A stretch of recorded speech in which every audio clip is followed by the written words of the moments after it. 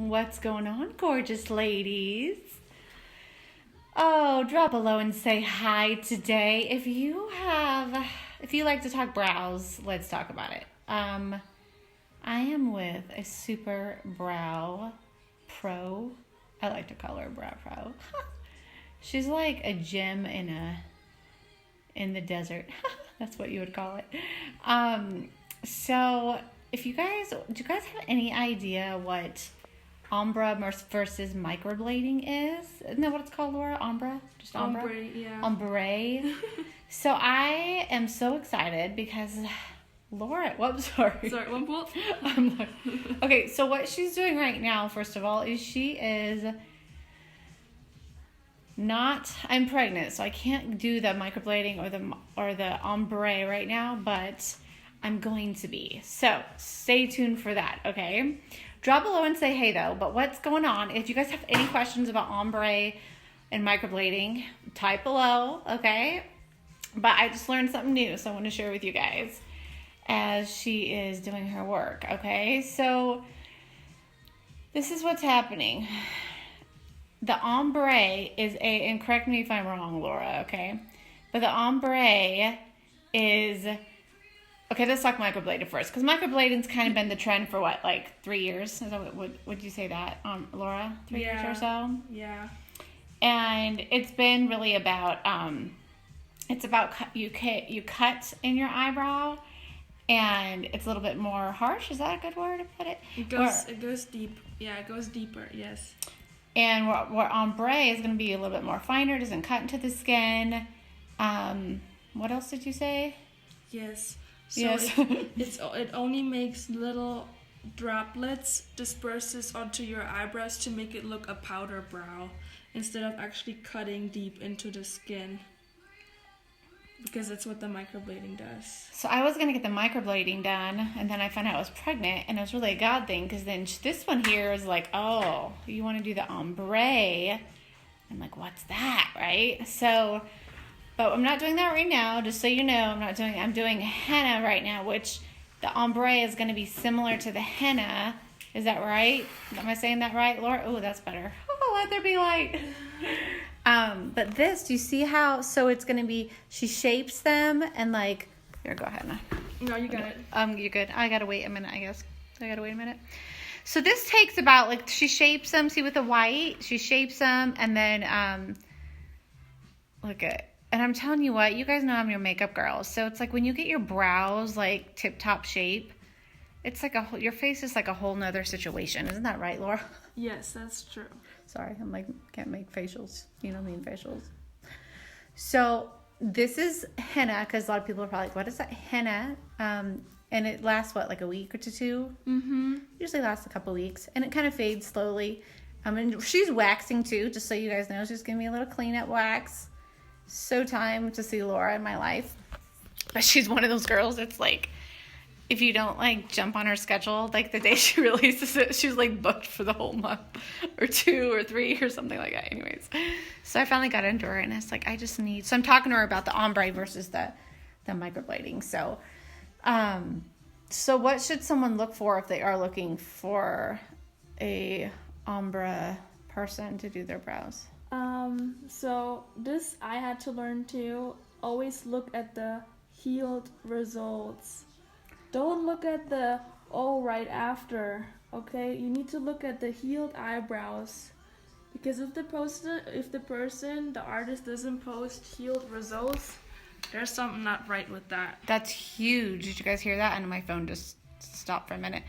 Healed results. So yes. Not the right after. Right after, everyone's eyebrows look good right when they're fresh, when they're freshly done. But you gotta make sure that the outcome, that what you're gonna live with and walk around with for a couple years looks good. For a couple years. Yeah. That's so important. I didn't even think about that.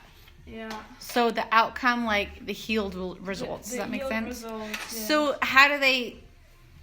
Is it just by referral, I guess, or it should be pictures of a healed, like 6 weeks later, or like? Yeah. So artists post pictures about healed eyebrows, healed results. If they don't, then you should ask them for healed results. Yeah, because you don't want Like, for example, let's say the artist sends you pictures of eyebrows and they're all ashy and gray. You already know she's going too deep with every single eyebrow she does, because everything turns gray if you go too deep. Okay. Yes, it doesn't matter what ink you use. So that already shows you that her skill set is not the best at the moment. So it might look brown right after, and you're like, wow, that looks amazing. And healed, they're gray. And you're like, that's not right. That's not right. Yeah. Awesome. Okay, do you guys have any questions? Even if you're a replay reviewer, drop below. We can let Laura answer. And but this is henna, but ombre versus microblading. That's kind of what, and you know, everybody has their own, everything's different for every skin. And now is there somebody, like, why would you recommend, I know you're a fan of ombre versus microblading. Why is that? Because it causes less scar tissue to the skin, since ombre doesn't go as deep, and it's just really like fine dots lined up on your skin to make the powder look. It doesn't scar your skin as bad, and you always have to think about the long results in the long run. You don't want to have scar tissue build up on your eyebrow, and that's it. After you got scar tissue build up on your eyebrow, there's nothing, you can't get it done again because pigment won't hold. Okay. On scar tissue. So that's why I recommend the ombre brow. Yeah. There you go. A lot of you guys are brand new to it as well as I am. So you better believe you guys are going to get the full detail when I get it done. But it won't be for a year, so, because I can't do it pregnant or breastfeeding is what's recommended. Is that because of the ink in it? Or, yeah, it's just safety, you know? Yeah, just to be careful. It's like the same thing, people don't get their hair dyed, you know, when they're pregnant.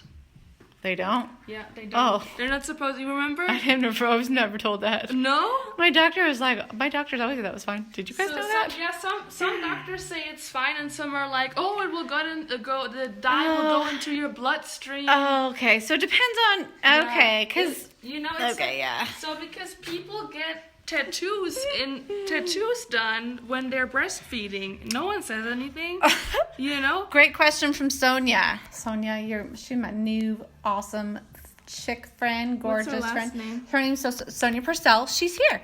Okay. She's here. She works on base. Okay. Sorry. She's asked, this is a great question. This is what I asked. Can you do ombre after you do the microblading? Yeah, you can. But it depends on what results you're looking for. Are you looking, because ombre is all about light in the front and dark on the tail. If you have microblading strokes that are already dark in the front, you cannot get the ombre effect, which is light in the front, dark in the back. Then it's more like one color all over. But you can totally do it if that's the outcome you want. You gotta know what you want to have in the end result. So the end result. So the big difference is it's a little lighter in front, or lighter. Yeah, that's what the ombre is. Yeah. Ombre. She did tell me that some people do both. Like they're like Yes. they want a little bit of microblading here, but lighter through here. So there's also it's called micro shading, and which is microblade strokes in the front and ombre shading in the back. There you go. You can do that too. Awesome. Okay, if you have any other questions, I'm going to let her finish. Drop below, and we will hop on, and I will look and see what they are. But you're awesome. You're fabulous. Go find your fabulous, gorgeous. Talk to y'all later.